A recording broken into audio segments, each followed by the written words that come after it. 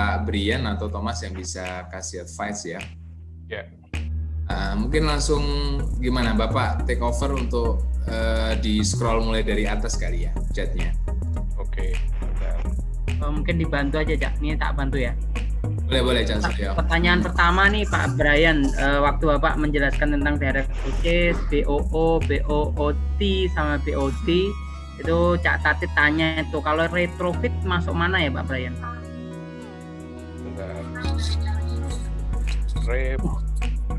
Retrofit. Mungkin Cak Tatit bisa open Cak Tatit. Ya, mungkin bisa diperjelas retrofit. Mungkin istilahnya yang berbeda, cuman saya pengen tahu. Ya, kalau di project yang pernah kita pernah kita ditawari sih Pak ya. Jadi ada beberapa perusahaan dulu itu menawarkan sejenis jasama. Kalau saya lihat tadi penjelasannya lebih ke BOT ya. Jadi misalnya contoh kalau terkait dengan solar panel atau terkait dengan lampu listrik ya, LED dan solar panel gitu. Kita pernah ditawari model sistem seperti retrofit oleh satu perusahaan gitu. Terus ya tadi karena terkait dengan capex ya, jadi mereka membuat proposal, pembiayanya mereka semua. Terus mereka bikin semacam kerjasama dan hasil benefit dari mereka itu diambil dari kalau perusahaan itu mendapatkan keuntungan misalnya kalau sesuai dengan kontrak ya misalnya 30% bahwa tiap akhir bulan listrik Anda akan turun 30% saving gitu kan, baru mereka dibayar gitu. Betul. Tapi kalau terkait dengan renewable ini apakah bisa juga dibayar seperti itu sih Pak? Jadi kita ada kontrak, saya akan bayar ke Anda kalau bahwa cost savingnya harus kalau sekian. Cost savingnya segini gitu misalnya. Iya. Itu pernah kita ditawari, nggak hanya untuk lampu ya atau solar panel, itu juga untuk utility yang lain ya kayak chiller dan lain-lain. Itu sih Pak. Baik. Iya Pak, berarti itu masuk ke BOT Pak. Jadi yang membedakan antara BO dan BOT adalah transfer of asset pada saat kerjasama kontrak tersebut. Nah, kalau di biomas seperti yang saya sampaikan tadi, biomas power plant ataupun solar panel atau apapun yang Bapak ditawari nantinya, memang wajib harus ada di dalam kontrak memberikan cost saving sekian persen. Itu harus ada Pak. Artinya tidak satu opsi ya. Artinya memang harus si pihak kontraktor atau pihak ketiga itu memberikan cost saving electricity atau uap panas atau uap dingin tergantung yang Bapak butuhkan itu seberapa banyak. Nah itu yang wajib diberikan karena kita bicaranya kan kontrak jangka panjang dengan pihak ketiga ya. Artinya memang itu harus ada Pak Tatit di dalam kontrak karena klausul kontrak juga akan mengatur hal tersebut. Jadi ada minimum purchase energinya berapa itu juga diatur Pak Tatit. Termasuk seperti biomas sendiri kan punya kapasitas minimal itu 40% dari kapasitas yang ada. Jadi kalau kurang dari itu akan trip dan rusak. Nah itu salah satu hal yang dari sisi kita yang menawarkan itu harus juga memegang komitmen dan melihat apakah memang dari klien energi yang dibutuhkan minimalnya itu masih bisa terpenuhi atau tidak. Jadi jangan sampai terlalu rendah juga. Jadi intinya sih kalau saya lihat solar panel ataupun biomas di dalam perusahaan ya itu tidak bisa menggantikan 100%, tapi lebih ke arah membantu penurunan cost saving-nya. Katakanlah 50% itu sudah sangat bagus karena dengan angka 50% electricity consumption kita memberikan diskon 20-30%, bisa dihitung savingnya bisa ya ratusan sampai miliaran rupiah per tahun bahkan. Artinya itu sesuatu yang dari sisi supply and demand itu saling berhubungan dan dituangkan dalam satu bentuk kontrak. Seperti itu, Cak. Oke. Kalau dari sisi best practice istilahnya bukan best practice istilahnya dari sisi project-project yang sudah dibuat di Indonesia itu lebih banyak pakai yang mana ya Pak Brian ya? Yang BOT atau yang BOT Kalau terkait dengan capex tadi ya, feeling saya sih kayak retrofit sih, banyak sebenarnya begitu. Kayaknya ya karena dari sisi user kan mereka merasa lebih safe. Kita mau beli sendiri juga mikir itu capex-nya kan. Betul. Rata-rata memang BOT Pak Tatit. BOT ya, oke. Iya, kalau BOO mereka takut kerjasama jangka panjangnya itu yang mereka khawatirkan. Oke, terima kasih Pak Brian. Sama-sama Cak Tatit juga atas pertanyaannya ya. Next Pak, ini karena luar biasa nih atensinya, banyak banget yang tanya. Baik. Kita lanjut ke pertanyaan dari Anang Fahmi Sarip ya, dari Cak Amin. Ya.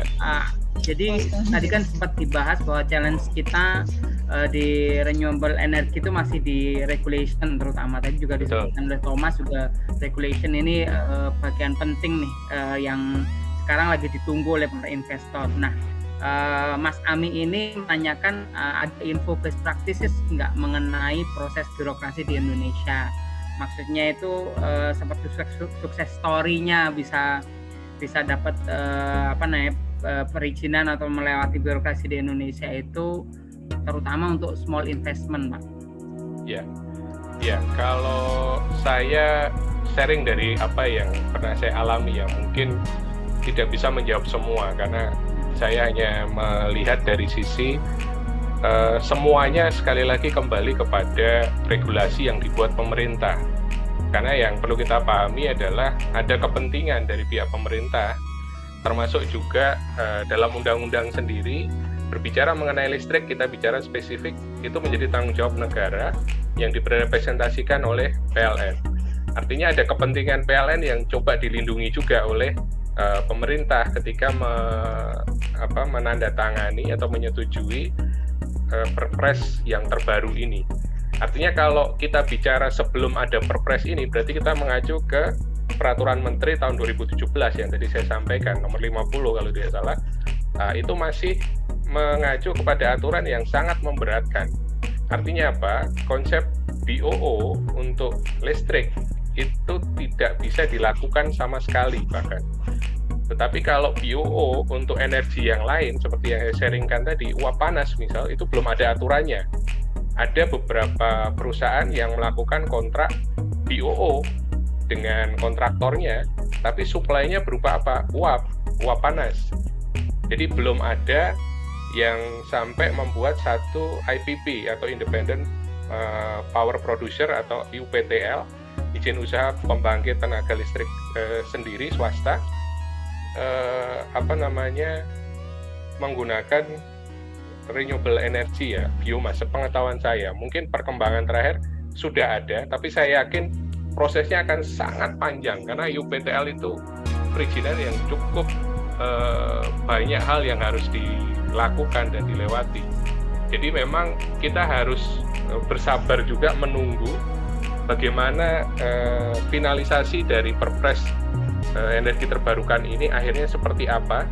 Nah, dari situ kita bisa melakukan action karena rata-rata investor akan melakukan wait and see bagaimana perkembangan dari peraturan yang terbaru ini nantinya. Karena 2017 jujur itu masih permen ESDM, itu tidak memihak sama sekali ke investor. Jadi akan sangat susah ceritanya. Saya rasa cukup banyak case-case yang saya dapatkan dari teman-teman yang berusaha membuat IUPTL akhirnya mundur. Akhirnya mereka fokus untuk memenuhi kebutuhan pabrik mereka sendiri. Nah, itu yang paling aman. Nah, makanya saya belum dapat update terakhir dari rekan-rekan yang lain yang berhasil membangun menggunakan konsep IPP dalam jangka waktu yang pendek bisa selesai. Minimal 6 bulan sampai 1 tahun, mungkin bisa lebih, karena urutannya cukup panjang, Pak. Jadi saya rasa kalau untuk small investment, saran saya kita bisa lakukan proses review ya, Pak. Seberapa kecil investmentnya? Apakah bisa kita generate untuk keperluan internal? Kalau untuk keperluan internal, saya rasa harusnya izinnya sama seperti solar panel, bukan izin IUPTL, tapi lebih ke izin operasional ke pihak PLN. Sepemahaman saya seperti itu. Jadi kita lihat dulu scope of work-nya seperti apa. Kalau saran saya sih untuk pemakaian sendiri dan konsekuensi perizinannya lebih sederhana dibanding kita harus mengurus sampai ke IPP atau UPTL. Mungkin seperti itu, Pak. Terima kasih Pak Brian, menarik ya Pak. Jadi memang kali lagi jadi kita para investor dan para praktisi dan pelaku bisnis di renewable energy lagi wait and see ya. Ini lanjut nih Pak, jadi sempat disebutkan tadi kan terkait dengan solar panel nih. Ada 2 pertanyaan, sebenarnya saya gabung aja dari Pak Ardiana sama Mas Deka nih. Untuk solar panel itu ada yang off grid, ada yang on grid. Nah, dari besaran manfaat dan savingnya itu sebenarnya besaran mana sih Pak? Kalau dilihat kemudian ini pasti akan terkait nanti jawabannya biaya maintenance-nya lebih murah yang mana, sebenarnya sama pertanyaannya. Kalau yang lebih saving mana berarti biaya maintenance-nya masih pasti tercukupin. Kemudian regulasi Pak, regulasi untuk solar panel sendiri itu seperti apa di Indonesia terutama yang dipasang di perumahan Pak, di hunian sendiri gitu. Yang tadi saya sebut tadi disampaikan hanya memerlukan izin operasional dan segala macam dari PLN. Mungkin Bapak bisa bantu gitu untuk jawab mungkin referensi peraturan apa yang bisa di-refer oleh teman-teman terkait dengan ini. Ya, baik. Silakan. Ya, menarik sebenarnya bisnis solar panel ini sekarang sudah menjadi red ocean di Indonesia. Karena orang luar dari asing itu sudah bangun pabrik solar panel di Indonesia. Kita bisa bayangkan. Karena di situ termasuk memenuhi regulasi dari pemerintah untuk memenuhi yang namanya TKDN. Artinya kebutuhan lokal ya, lokal konten saya sebutnya. Jadi mereka harus bangun pabrik di Indonesia. Nah, itu berbicara belum masuk ke dalam instalasi solar panelnya kalau saya sampaikan. Nah, kemudian kalau kita masuk ke implementasi solar panelnya sendiri, ada istilah off-grid dan on-grid seperti yang saya sampaikan tadi. Nah, mana yang lebih menguntungkan? Nah, kita harus menggunakan perspektif jangka panjang, Pak. Nggak bisa jangka pendek. Karena apa? Kalau kita bicara on-grid, memang investasinya yang paling murah. Tetapi kalau secara jangka panjang, itu memberikan saving yang menurut saya nggak signifikan. Kenapa?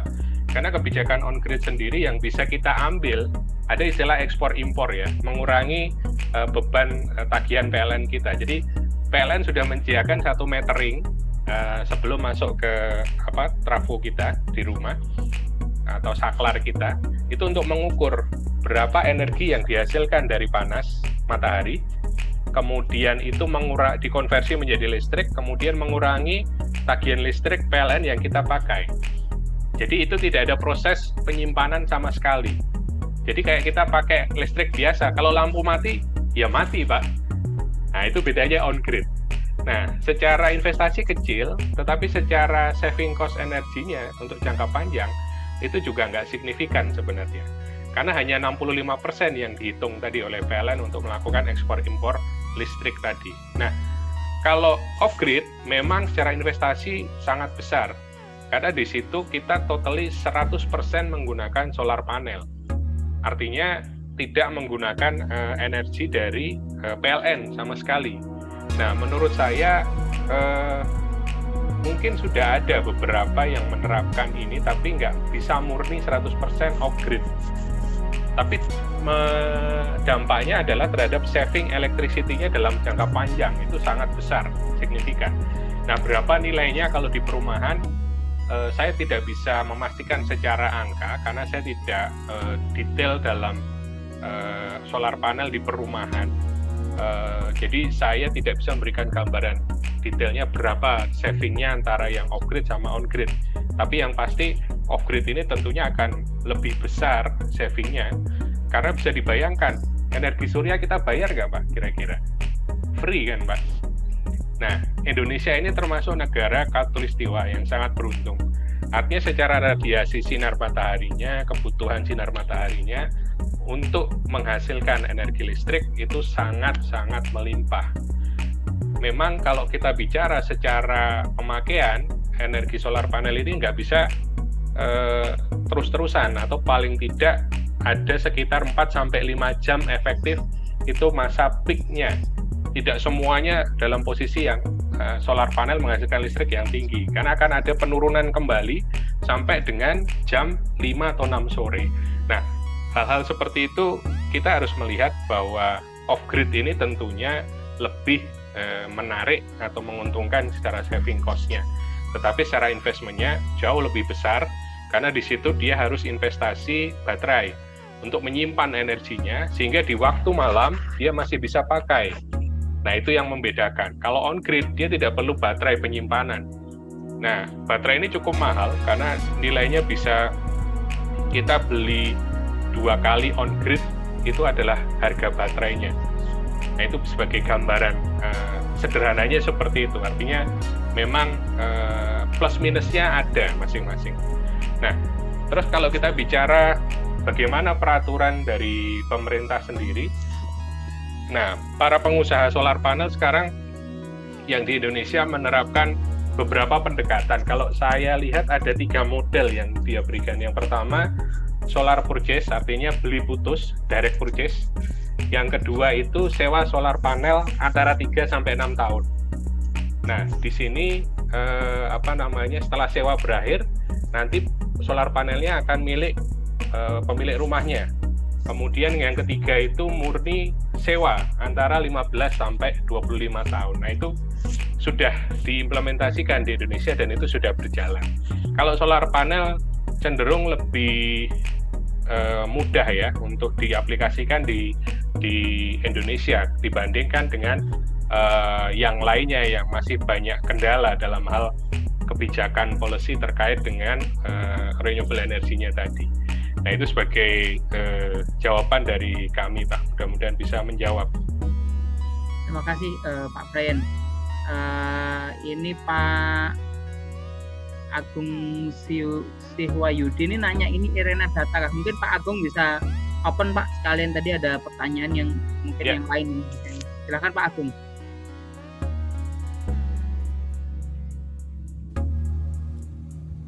Halo. Ya, silakan Pak Agung. Tadi sebenarnya pertanyaan untuk ke Thomas sih. Mungkin kalau ke Pak Brian di chatnya dulu dihabiskan dulu sih. Nggak apa-apa, sekalian Mas kalau mau langsung tanya aja. ke Thomas silakan. Bisa tanya langsung ya, mau in English atau bahasa, monggo Pak. Okay, so hi Thomas. Brian. So I'm quite very I'm interested with your data in terms of the energy mix on I forgot which slides number 4, slides number 5 yeah. So in terms of that, if we go to Indonesia, like Pak Brian that has been shown as well, that taken from the SDM on the Energy Outlook 2019, then and also to your statement on the developing the pipeline for the renewable energy in Indonesia within 5 to 10 megawatt. So what's gonna be the right strategy on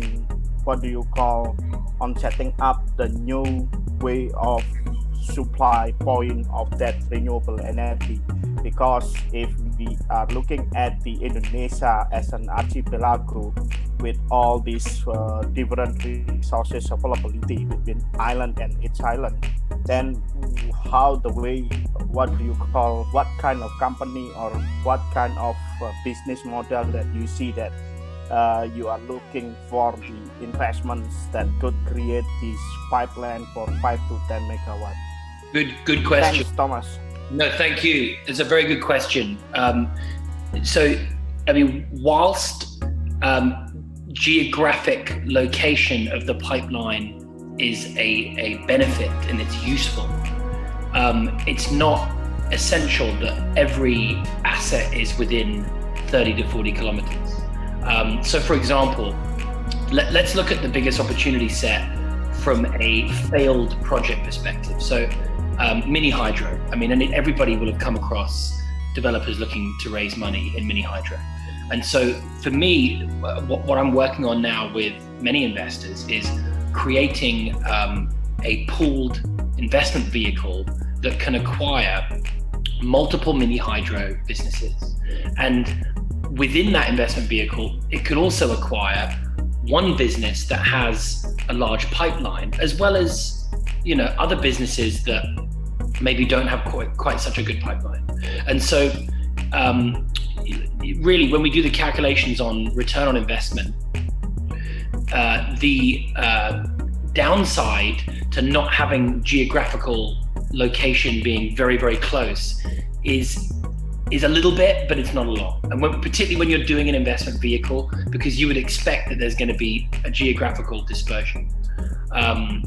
However, what we may have is a situation where it doesn't, the mini hydro project does not appeal to the investment vehicle that we're setting up, but it does appeal to a large energy business that says, okay, well, I don't really want to participate in projects that are spread all over the country, but there's this developer in Nusa Tenggara that's got 6 projects all within 100 kilometers. So to get to a sufficient number of projects within a portfolio, there's many ways to do it. It doesn't matter if it's spread around the country. Correct. So then by all means, the balance that you should play here then between the retails to the direct customer as a housing users compared to the B2B to the industry or small industry like Pak Brian that has given an example, right?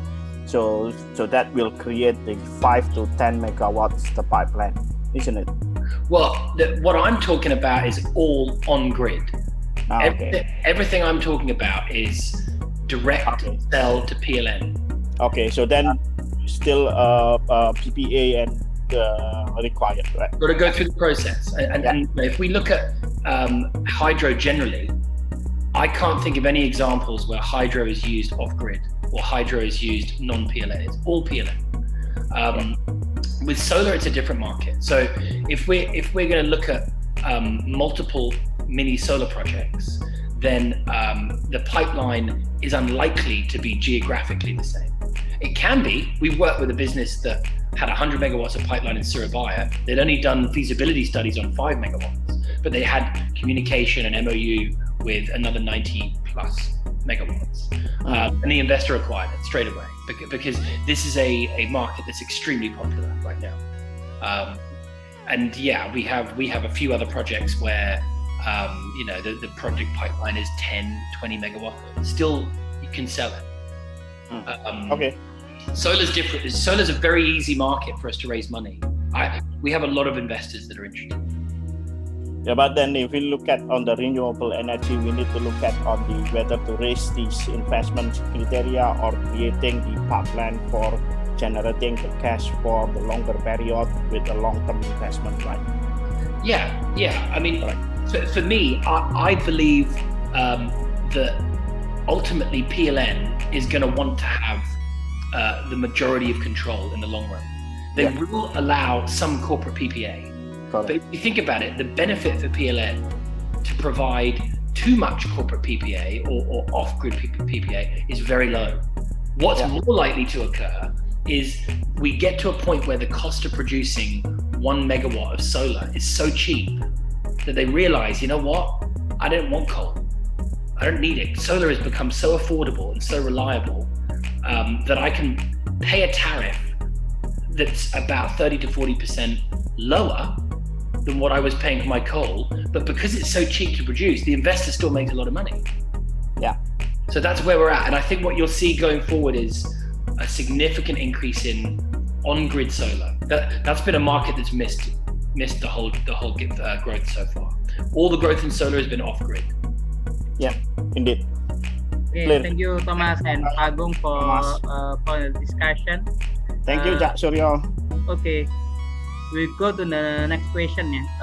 Mungkin ini dari Pak Brian bisa bantu singkat aja Pak. Fajar Indra Kurniawan, jika pabrik ingin memasang solar panel, apakah ada regulasi tertentu yang harus dipenuhi? Tadi Pak Brian sempat menjelaskan ya, hanya izin operasional saja yang diperlukan. Terus Pak, ini pertanyaannya lanjutkan dari itu, apakah ada insentif Pak dari pemerintah ke PLN? Singkat saja Pak. Belum ada Pak, saya juga pengen itu. Mudah-mudahan nanti setelah yang terbaru ini ada update insentif. Biasanya seperti itu, untuk mendorong pemakaian renewable energy akan ada insentif. Itu biasanya akan seperti itu polanya, tapi kita tunggu dulu. Seperti itu. Oke. Kita juga sudah di 854 Pak. Pertanyaan terakhir dari Cak Tatit ini mungkin juga penting juga untuk kita ketahui. Mohon konfirmasinya Pak Brian, kalau kita punya UPTL sendiri dan juga menggunakan power PLN as main supply, ada biaya untuk synchronizing dengan main supply PLN nggak? Tadi kan sempat dijelasin kan, masuk ke meter, kemudian hanya diakui 65% ya Pak? Untuk solar panel, Pak. Ya. Ini Pak, pertanyaannya dari Pak Tatit. Oke, buat teman-teman yang lain, sembari kita mendengarkan jawaban dari Pak Brian, silakan isi poll ya. Second poll, please partisipasinya. Silakan Pak, pertanyaan dari Cak Tatit. Saya harus mencerna ini karena pertanyaannya berat-berat ini Pak Tatit. Boleh dibantu Pak Tatit? Iya, ini pengalaman kita Pak, karena setelah ada audit dari ISDM itu kan ada juga info dari satu vendor pada saat kita kebetulan di pabrik punya genset lah, anggaplah kita punya genset ya. Pada saat kita ada blackout misalnya, walaupun kita pakai S-main supply, itu ada info dari vendor bahwa Pak, di SDM itu ada peraturan bahwa kita harus pada saat kita mau menyinkronkan lagi antara genset dengan PLN atau kita mengalihkan power ke PLN, itu ada biaya transmisinya gitu, dan biayanya cukup besar kan, dan kita selama ini belum tahu gitu. Jadi karena ada dua ini ya, dulu kan kita kalau genset kan dulu hanya ke ID-nya hanya ke naker ya. Sekarang kan kita punya dua ini, SDM sama naker. Jadi apalagi nanti kalau kita punya UPTL sendiri, dulu zamannya Pak JK dulu, semua perusahaan disuruh bikin genset gitu kan. Tapi sekarang kalau bikin genset nanti ditakut-takuti, ini kamu nanti jual tanpa izin kan gitu. Akhirnya ilegal kan. Ya ilegal gitu. Jadi kadang-kadang ya jadi ini juga ngeri juga, ini kita disuruh bantu pemerintah untuk bikin UPTL tapi malah ditakut-takuti gitu. Itu sih Pak. Ya, kalau saya tidak bisa menjawab secara spesifik Pak Tatit, karena memang untuk genset kita belum ada experience di sana Pak. Tapi kalau kita bicara biomas ataupun solar panel, saya rasa itu ada dalam izin operasional Pak, diatur nantinya. Jadi dari sisi kita nanti bisa review sama-sama, karena biasanya kalau dengan beberapa klien kita akan mendampingi, karena untuk mendapatkan izin itu harus atas nama perusahaan klien tersebut. Jadi nggak bisa atas perusahaan kami sebagai kontraktor misal. Nah di situ akan ada pembahasan lebih detailnya. Nanti kalau butuh lebih detailnya kita bisa japri lebih jauh seperti apa, karena memang itu sangat teknis sekali, Cak Tatit. Itu. Baik Pak, terima kasih Pak. Ya, terima kasih Cak Tatit.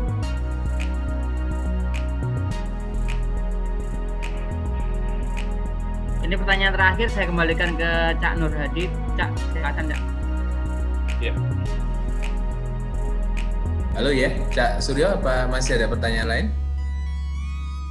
Finish Cak, terakhir tadi pertanyaan. Oh, sudah nggak ada. Mungkin sekarang bisa disampaikan pool kedua, discount-nya bagaimana Cak? Silakan. Iya. Ini teman-teman yang belum mengisi poll yang kedua minta tolong diisi ya. Jadi ini sebenarnya kabar baik Pak Brian, karena dari hasil polling yang terakhir ini ya, 45% menyatakan sangat tertarik untuk eksplor lebih dalam bisnis ini. Kemudian sisanya masih pikir-pikir. Nah, yang masih pikir-pikir ini pun saya kira nanti kalau diskusi terpisah dengan Bapak bisa diyakinkan. Boleh.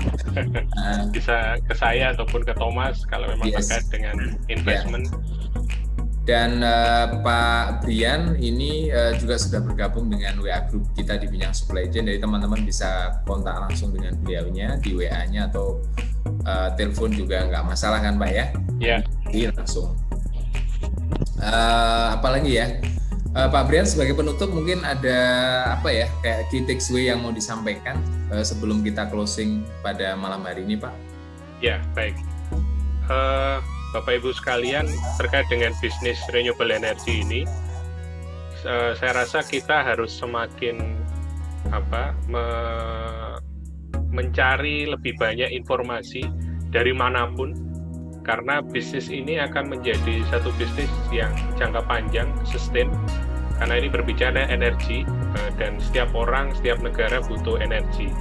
Jadi saya juga dulu belajar secara otodidak. Sebelumnya background saya sebelum di bidang renewable energy malah di bidang makanan dan manufacturing, tapi dengan kemauan untuk belajar, saya rasa itu penting. Dan yang lebih penting adalah membangun networking di antara kita semua. Mulai dari acara hari ini, saya rasa teman-teman sudah punya gambaran link. Apabila ada yang terkait dengan investment, ada Thomas yang sangat-sangat experience di bidang tersebut, dan apabila terkait dengan implementasi untuk renewable energy di masing-masing perusahaan, saya bisa bantu Bapak Ibu sekalian juga, kira-kira seperti apa solusi yang bisa kita berikan. Intinya harapan saya setelah ini kita tidak hanya berhenti sebatas knowledge, tapi kita bisa follow up lebih jauh apa yang akan kita lakukan untuk diri kita, untuk perusahaan kita, dan untuk bangsa Indonesia tentunya. Itu saja. So Thomas, you can add some last word from you maybe as a summary. Go ahead, Thomas. Okay, well, I mean, there's going to be a very busy 4 years. The total amount of investment needed is well over $100 billion.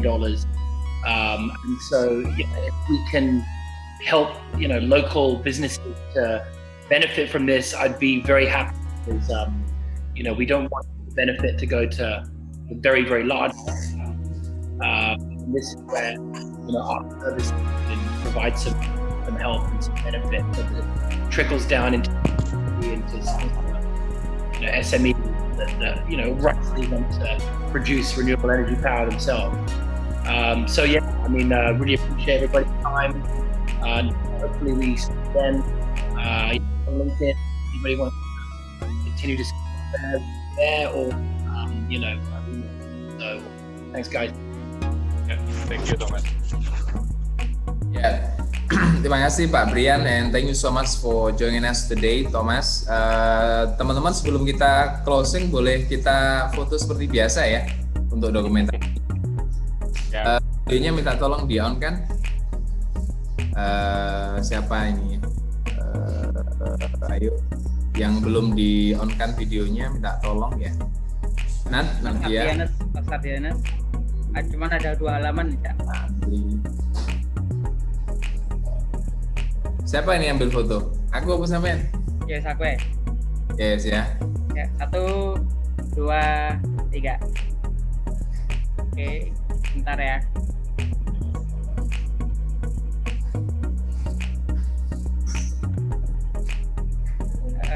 Slide kedua ini ada Thomas, Pak Ari mungkin. Oke, sudah. Oke, muncul semua ya. Pak Adib, Mbak Nadia mungkin bisa open, Pak Amang Wibowo. Oke, kalau nggak berkenan kita langsung aja ya. 1, 2, 3. Oke, terima kasih. Cak Nur silakan. Ya. Oke, saya mewakili teman-teman di bidang supply chain mengucapkan terima kasih atas kehadirannya teman-teman semuanya. Sampai ketemu minggu depan ya. Minggu depan Pak Karno gantian sharing di tempat kita ya. Mana Pak Karno ya? Oh ya, itu sudah muncul tadi muncul. Yeah. Jadi hari Minggu jam 7.30 minggu depan dengan Pak Karno, beliau akan sharing tentang analisa bisnis untuk proyek logistik ya. Jadi insya Allah ini juga bermanfaat sekali buat teman-teman khususnya yang bidangnya di bidang logistik. Saya tutup sekian, terima kasih, selamat malam dan assalamualaikum warahmatullahi wabarakatuh. Terima kasih. Waalaikumsalam. Waalaikumsalam. Terima kasih Pak. Thank you Thomas, Pak Brian. Terima kasih. Terima kasih. Terima kasih, Pak Brian. Ya, terima kasih. Thank you everyone.